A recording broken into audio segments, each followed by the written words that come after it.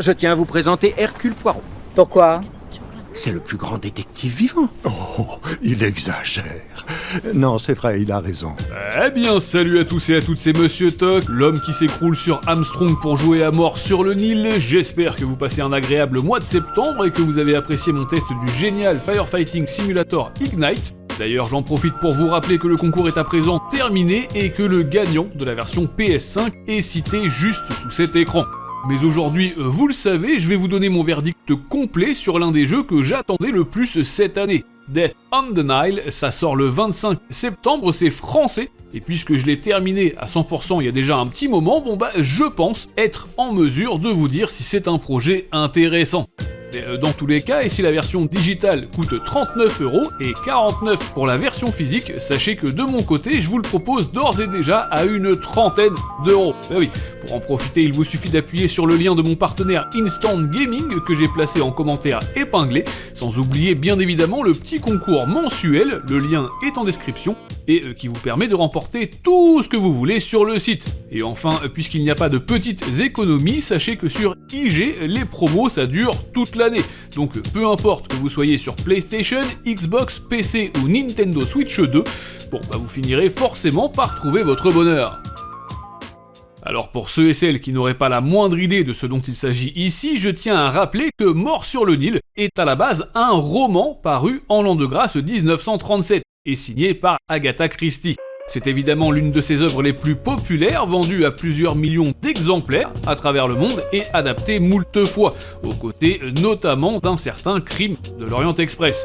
Dans les deux histoires, il s'agit d'une affaire de meurtre à élucider, dans les deux histoires, l'intrigue prend place dans un véhicule, et enfin, dans les deux histoires, c'est le fameux détective belge Hercule Poirot qui est en charge de l'enquête. Et si je vous dis ça, eh bien, c'est tout simplement parce que ce légume géant qui est à la frite, on a déjà eu l'occasion de l'incarner en 2023, dans le jeu précédent, et développé d'ailleurs par le même studio. Ben oui, les jeunes lyonnais, dont c'était d'ailleurs le tout premier bébé, très honnêtement, leur projet était excellent, et c'est donc pour ça que j'attendais cette suite spirituelle à ce point-là, et aussi parce que je suis un immense fan des Whodunit. Mais oui, vous avez bien entendu, j'ai dit suite spirituelle, en effet, parce que voyez-vous, on a beau jouer le même personnage, et au même âge, cette fois, contrairement au Crime de l'Orient Express qui prenait place à notre époque, les développeurs ont fait le pari de nous plonger dans une ambiance disco, Renault 5 et Jackie Brown. Bienvenue donc à la fin des 70s, période durant laquelle nos deux détectives vont avoir du pain sur la tranche. Alors qu'il ferait mieux de s'occuper des vrais complots.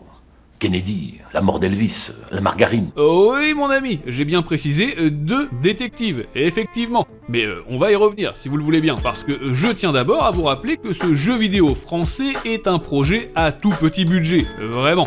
Et c'était déjà le cas du précédent. Nonobstant, et exactement comme en 2023, sur PS5, le bébé lyonnais tourne en 4K 60 FPS sans broncher, et même si on pestera contre ces cutscenes vraiment trop molles, disons qu'il compense par le biais de son style graphique un tantinet crayonné, et plus généralement d'une esthétique très travaillée, notamment en termes d'ambiance et surtout de visage. Les personnages ont des vraies gueules, personne ne se ressemble, et ça, faut bien avouer que c'est tout de même très très rare dans des productions de ce niveau. On regrettera en revanche que le logo des interactions à enclencher avec la touche croix ressemble à s'y méprendre à la touche cercle de la manette PlayStation, sans oublier que les vêtements des trois PNJ principaux sont restés exactement les mêmes que durant le prologue dans la boîte de nuit, qui se déroule 1 an avant le reste de l'histoire. Ouais, ça j'avoue que niveau immersion, ça casse un peu le délire.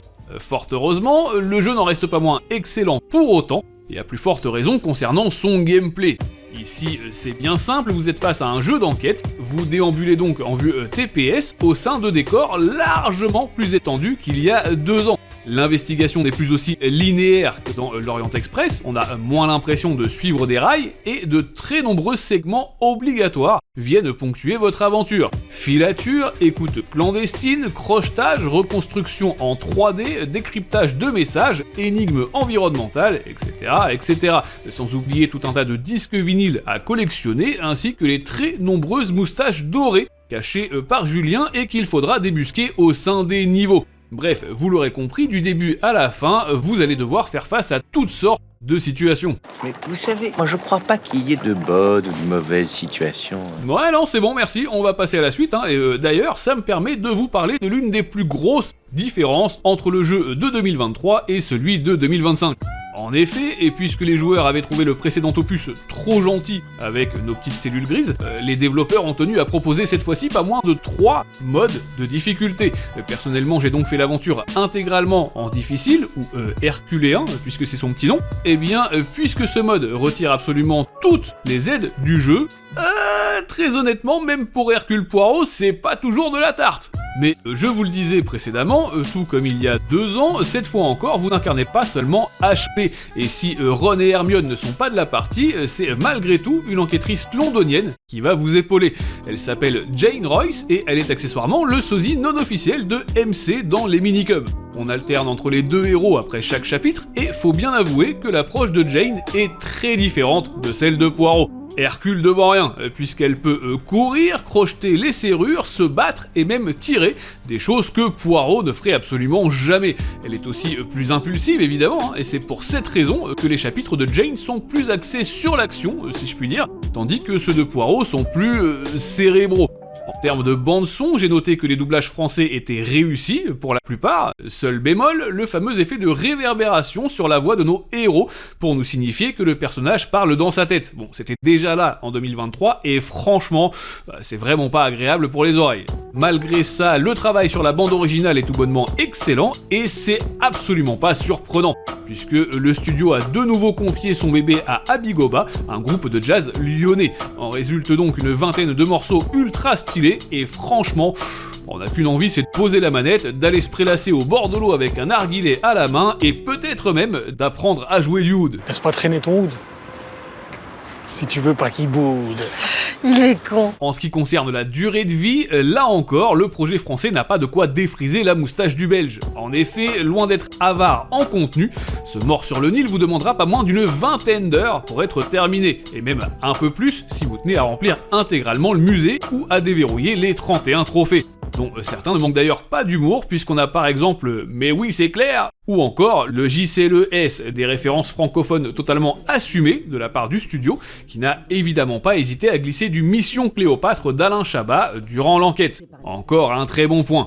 Et puisqu'on se rapproche doucement mais sûrement de la conclusion de ce test, il est évident que je me dois à présent d'évoquer avec vous le scénario de ce jeu vidéo. Ben oui, puisque tout comme dans le crime de l'Orient Express en 2023, vous êtes encore une fois face à une libre adaptation du roman, validé par les ayants droit d'Agatha Christie, attention, mais libre tout de même. Vous pouvez donc être rassuré, oui, le projet respecte le matériau d'origine, mais non, ça ne reprend pas réellement la structure de l'époque. Comprenez par là que l'enquête de Jane qu'elle mène en parallèle à celle de Poirot, ça c'est totalement inédit, bien sûr, normal. Mais en plus de ça, eh bien, tout un tas d'éléments du bouquin britannique ont été modifiés pour que vous puissiez profiter du jeu, aussi bien si vous êtes connaisseur de l'histoire, certes, mais aussi si vous êtes novice à 100%. Au final, retenez que le livre représente moins de la moitié du récit global du jeu. Eh oui, ma bonne dame. Donc entre ça et les choix moraux que vous aurez à effectuer de temps en temps chez le docteur et qui changent le cours de l'histoire, eh bien sachez que vous serez très certainement aussi surpris que moi. D'autant que vous ne le savez peut-être pas, mais ce fleuve est un véritable serpent. On n'est jamais à l'abri de le voir provoquer une morsure, le Nil. Oh, oh, oh, oh. J'ai pas compris. Alors, bien entendu, je ne vais surtout pas entrer dans les détails, je vous laisserai découvrir l'intrigue par vous-même, cela va sans dire. Toutefois, je peux vous dire qu'on a droit à une quinzaine de personnages hauts en couleur et qu'on sent à quel point les développeurs se sont amusés à rendre tout ce petit monde suffisamment crédible, manette en main. Pour ma part, j'ai tout simplement adoré incarner une nouvelle fois le lointain cousin du fameux Hubert Bonisseur de la Batte, et j'espère donc qu'une troisième production verra le jour d'ici 2 ou 3 ans de la part de la même équipe. Après tout, c'est vrai, on passe notre temps à dire à quel point les jeux PS1 et PS2 étaient meilleurs que ceux de maintenant, à quel point les graphismes de dingue ne comptent plus et que le budget non plus, tant qu'on passe un bon moment. Eh bien, voilà, avec ce Mort sur le Nil, on est en plein dedans.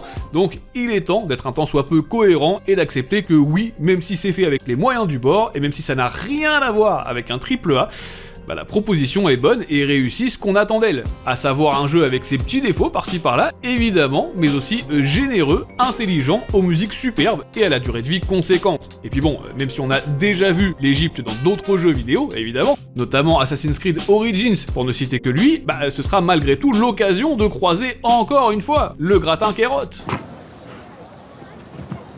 Et non pas le gratin de pommes de terre.